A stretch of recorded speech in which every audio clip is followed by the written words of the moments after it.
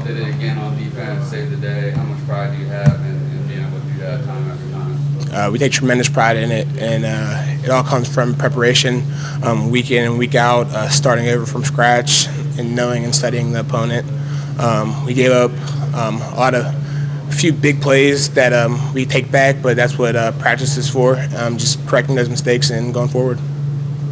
How frustrating is it as a defense? I know you got to pick up the offense when they have a bad game, but all the turnovers, they had 5 against Louisville, and that really kept you all on the field a lot of the game, and then 4 the other day. How frustrating is that? It's obviously frustrating, but that's what teammates are for. You have to serve your teammate, serve the offense, and our team is built for situations like that and games like that as well. So if anything, just another chance to go out there and prove the talent of our defense and our relentlessness and the pride we take in our defense.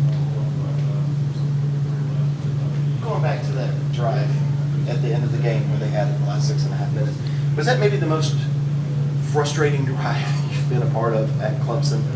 Yeah, amongst other games, I would completely agree. Just because things weren't going in our favor, they got a lot of first downs, a lot more third down conversions than we've given up in a while, and it was frustrating. But deep down, we knew what had to be done and what we had to do, and even down to the last field goal attempt, everyone sold out on rushing the kicker, and things just turned out in our favor.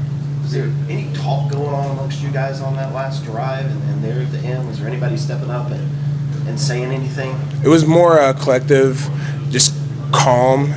Is ironic as that sounds, just because, like I said, we were built for situations like that. We knew what had to be done, and we knew we had a lot at stake. We weren't going to let our playoff opportunity be affected by a team that we knew we could beat. So really just taking pride in our assignments, trusting our keys, and trusting the next guy to do his job really ultimately led us to winning. Speaking of the last field goal, what was going through your head, and what were your emotions like? I'm not gonna lie, I was really, really nervous. I was like, wow, like this is it. But in the back of my head, I knew we had to sell out. Sweeney iced the kicker. You only see that in video games, and it works sometimes it doesn't. But to be honest, whenever he kicked it went around to the right, that was the only way he would have made it, because if he would have kicked it right up the middle, it would have got blocked, because the penetration we had was unbelievable. And I think Christian Wilkins blocking the field goal earlier in the game definitely had a mental effect on that kicker. And just really everyone selling out and taking pride in that field goal block team to do what was done and just get pressure on that kicker really helped. Does it kind of instill a feeling with y'all that you're a team of destiny this season? I mean, yeah, you can't make situations like that up, no matter whether it's Louisville, Georgia Tech, North Carolina State. I mean, some people say it's luck. We say it's hard work. So, I mean, I definitely feel like this team is destined. Was the defense getting tired there at the end?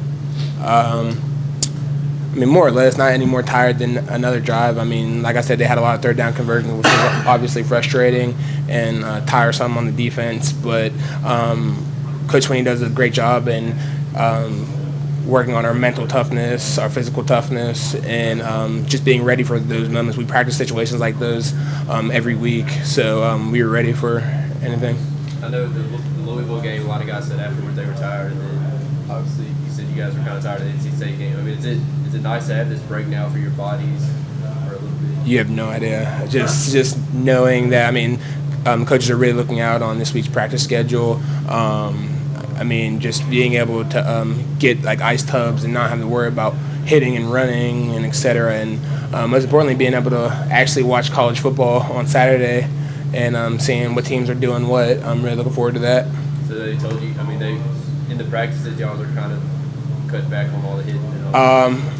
I mean, we only had one practice so far. I mean, we have our second practice tomorrow, and we'll probably get after it just because it's a bye week and we don't want to get rusty or anything like that. But, I mean, he's taking care of us. This next game in Florida State has to be one that y'all were looking forward to all year. How excited are you now that it's finally here? Very excited. I mean, like Georgia Tech game, there was a lot of rhetoric, like Clemson hasn't won at Georgia Tech in 13 years, this, that, and the other. And we went to Georgia Tech and did that.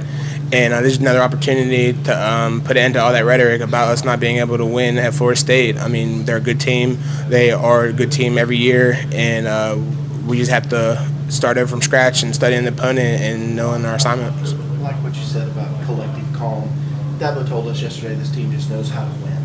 Do you believe that, and why? What gives you guys confidence that you know how to win at the end of the game? We know how to finish, and I think finishing allows us to be able to win, and that comes from the off season. Since last season, Sweeney's message has finish with no regrets, and I think the team has really bought into that. And with our practices, our workouts, how we practice, everyone knows, like especially with that loss to Alabama in the national championship, we know just how critical finishing is, and we play till we win or till the game is over, or however long it takes to win. So I think everyone taking pride in that really helps us. Dorian, do you think late in the game they were pushing you guys around, or was it more technical gap control stuff? Yeah, I mean, it was definitely a lot of fundamental little things, just around the perimeter, getting off blocks, wrapping up, tackling, like I said, just fundamental things. And they're all simple things that can be corrected and cleaned up through fundamental drills and work. More than halfway through the season, but when you go through finishes like Louisville and NC State, what are some of the things that you learned about your defense and your team as a whole? I didn't really learn anything. I know that we are built for this. We are built for situations like that. We were built to win. We were built to last. So really, it's just reassurance. What are some things that you've seen on film for Florida State, particularly DeAndre as well? They switched up a little bit of their offense. Like they like to do bootleg a little bit more than they did in previous years. They like to stretch. A lot of the things similar to NC State. They like to stretch, like to zone. Obviously, Dalvin Cook is one of the best running backs in the league. But just a lot of nothing we haven't seen before from other teams. And we know that we put some stuff on film that they're going to like, that we need to get cleaned up, and just preparing whatever they throw at us. How hard is it to wrap up Dalvin Cook? Is he one of those guys that you kind of have to gang tackle? I mean, just like any back, you can't really tell until you play them. Me personally, I never attempted to tackle him, but I mean that just comes with fundamentals, doing what I need to do and putting my head where it needs to be and making them tackle. All right. Thank you, Jordan. Yep.